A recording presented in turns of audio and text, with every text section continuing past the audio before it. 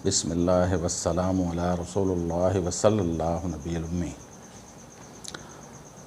दोस्तों, आज हम मटीरिया मेडिका के अलावा कुछ बात करेंगे, क्योंकि मैंने देखा है बहुत सारे दोस्तों को अभी होम्योपैथी का ज़्यादा अदराक नहीं है।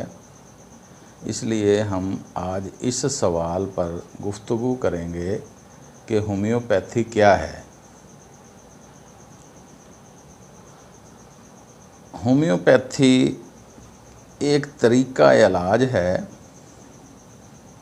जिस तरह हमारे मुल्क में या पूरी दुनिया में एलोपैथी तरीका इलाज राइज है, इस तरह होम्योपैथी भी एक तरीका इलाज है। होम्योपैथी तरीका इलाज अपनी अलग से फ़लसफ़ी और कानून रखती है। जिस तरह एलोपैथी, आयुर्वेदिक, तिब, पानियों से इलाज और इस तरह सोशलर के साल्ट, आक्यूपंक्चर, ये तरीका इलाज दुनिया में चलते हैं। या इससे भी आगे कह लें कि तावीज़ गंडा, और इसके अलावा एक्सरसाइज, या उसको आप वर्जिश से इलाज कह लें, टीपीटी जिसको आप बोलते हैं।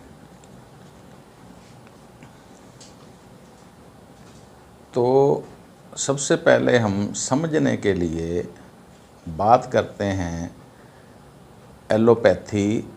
एलोपैथी सिर्फ समझने के लिए हम ये बात कर रहे हैं।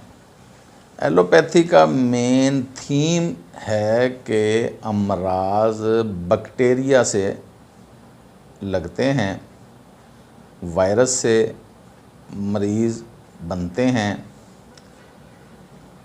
वायरल इन्फेक्शन या बैक्टीरियाई इन्फेक्शन एलोपैथी का मेन थीम है।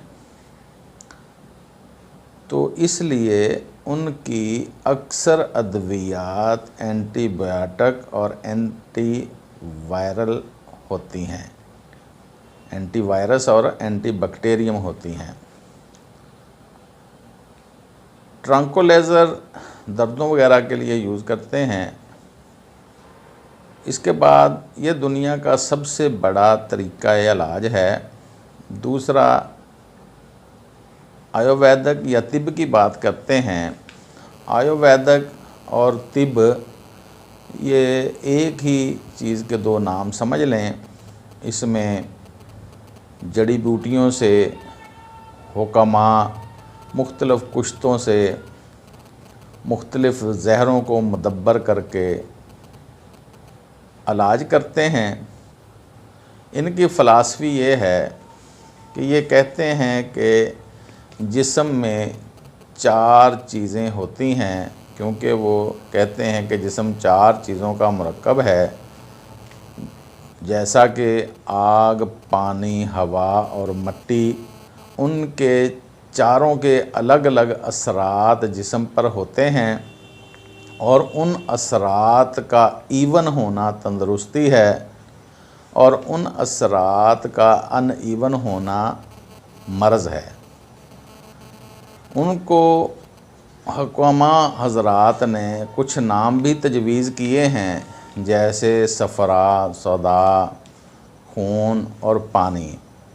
इनका एक ख़ास मकदार में जिस्म में होना तंदुरुस्ती कहलाता है, और इनका कम ज़्यादा होना अमराज की निशानदेही करता है। इस तरह सोशलर के साल्ट के हवाले से कहते हैं। सोशलर साहब फरमाते हैं कि जिस्म 12 नमकियात से मिलकर बना है। जिस्म में 12 साल्ट होते हैं, उनका अनईवन हो जाना मर्ज़ है।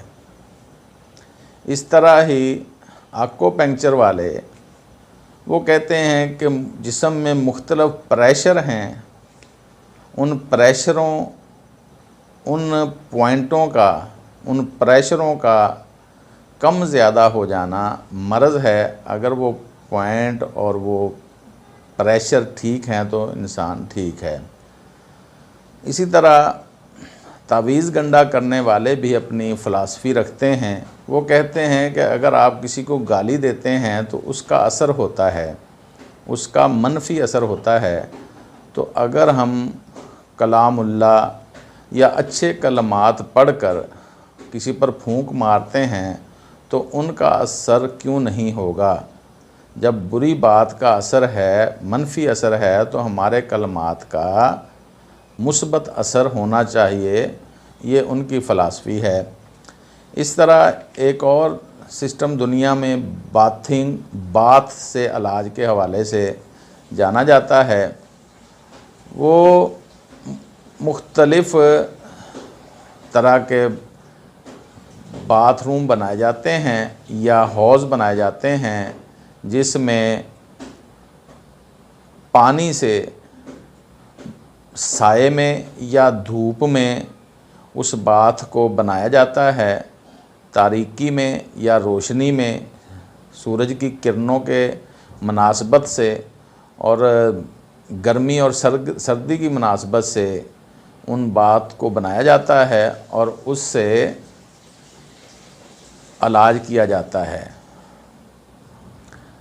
ये हुआ मुख्तलिफ़ तर्ज़ इलाज। अब हम बात करते हैं होम्योपैथी की। होम्योपैथी अपनी अलग से फ़िलासफ़ी रखती है।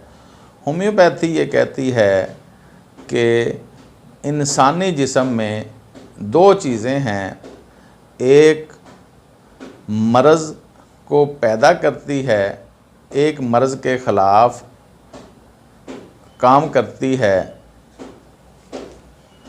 मर्ज़ के ख़िलाफ़ मर्ज़ को पैदा करने वाली क़ुव्वत इस्तिदाद कबूलियत के नाम से जानते हैं और मर्ज़ के ख़िलाफ़ क़ुव्वत मदाफ़त, उसको वाइटल फ़ोर्स होम्योपैथी की ज़बान में कहा जाता है। वाइटल फ़ोर्स की कमज़ोरी असल में मर्ज़ है। होम्योपैथी नुक्ता नज़र से अगर आपकी वाइटल फ़ोर्स ठीक है तो आप मुकम्मल ठीक हैं।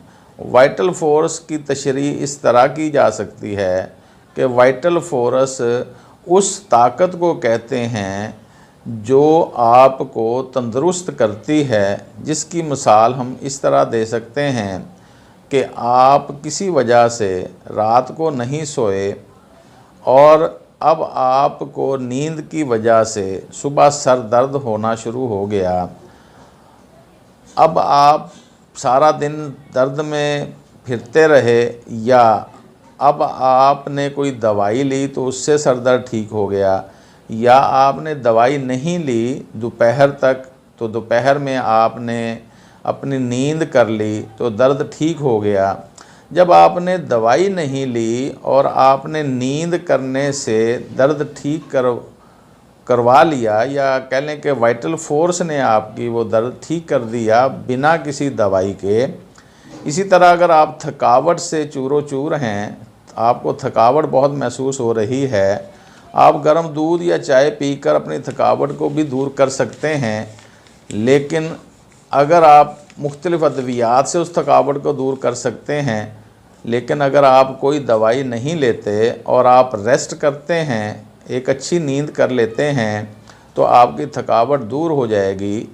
वो थकावट जो बग़ैर अद्वियात के ठीक हो रही है, या वो सर दर्द जो बग़ैर अद्वियात के ठीक हो रहा है, वो कैसे ठीक होता है, उसको होम्योपैथी कहती है कि वो आपके जिस्म में एक क़ुव्वत है जिसका नाम वाइटल फ़ोर्स है। उस वाइटल फ़ोर्स ने आपको ठीक कर दिया और होम्योपैथिक अद्वियात उस वाइटल फ़ोर्स की बूस्टिंग या उसकी ताकत बढ़ाने के लिए ही इस्तेमाल होती हैं। होम्योपैथी में मेन इसका फ़लसफ़ा या इसका कानून वाइटल फ़ोर्स की तंदुरुस्ती के हवाले से ही जाना जाता है। अब इस पे थोड़ा सा और तफसील से बात करते हैं। वाइटल फोर्स गैर मरई चीज़ है, वो नज़र नहीं आ सकती, वो फीलिंग्स हैं। दर्द अगर किसी को हो रहा है तो वो फीलिंग्स हैं। अगर किसी की टांग में दर्द है तो अगर आप उस नर्व पर एक इंजेक्शन लगाते हैं, जो नर्व उस दर्द को फील करवा रहा है उसको आप सुन कर देते हैं, ट्रैंक्विलाइज़र देते हैं, तो वो फीलिंग ख़त्म हो जाती है, हालांकि दर्द हो रहा होता है।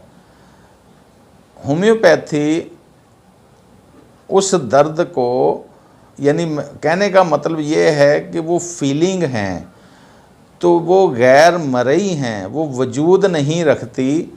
तो इसलिए होम्योपैथी की अद्वियाती ताकत भी गैर मरई है। वो भी अगर आप 30 या 200 पोटेंसी को देखेंगे तो उसमें आपको अल्कोहल के अलावा कुछ भी नज़र नहीं आएगा, क्योंकि वो पोटेंटाइज होकर मालिक्यूलर चार्ज रखकर अपनी शिफाई ताकत रखती है। उसमें जैसे मर्ज़ गैर मरई होती है तो होम्योपैथिक पोटेंसी भी गैर मरई होती है। ये बहुत लंबा चैप्टर है, इस पे फिर कभी तफसील से बात करेंगे। अभी आज हमारा बयान करने का मकसद सिर्फ़ यही था कि होम्योपैथी किस तरह काम करती है, बाकियों से मुआजना करके मैंने बताने की कोशिश की है कि होम्योपैथी वाइटल फोर्स के हवाले से काम करती है, उस ताकत को ठीक करती है जिस ताकत ने आपकी मर्ज़ों को ठीक करना है, उस ताकत को ठीक करती है जिसकी वजह से आप मरीज़ हुए हैं, जिसकी कमज़ोरी की वजह से आप मरीज़ हुए हैं। इसकी एक मिसाल मैं और देता चलूँ। ये अभी पिछले दिनों कोरोना का मसला था, तो क्या कोरोना में हर बंदा इन्वॉल्व हुआ, कोरोना से हर बंदा मुतासर हुआ? नहीं हुआ, क्योंकि जिन लोगों की वाइटल फोर्स मज़बूत या ठीक होती है उनको कोई भी वायरल डिज़ीज़ असर नहीं करती। इस तरह ही पुराने दौरों में भी कभी ताउन फैलता था, कभी मलेरिया, या अभी डेंगू का वक्त जा रहा है, तो हर एक को डेंगू नहीं होता। डेंगू जिनकी वाइटल फोर्स कमज़ोर होती है उन पर ज़्यादा असर करता है। तो होम्योपैथी में वाइटल फोर्स ठीक करने के साथ साथ आपने जिन भी मर्ज़ों के बड़े बड़े नाम रखे हों वो भी ठीक हो जाएंगी। जब आपकी वाइटल फोर्स ठीक होती है तो आपने चाहे कैंसर नाम रखा हो मर्ज़ का, वो वाइटल फोर्स उस कैंसर को भी ठीक करेगी। आपने उसका नाम डेंगू रखा हो, वो उस मर्ज़ को भी ठीक करेगी।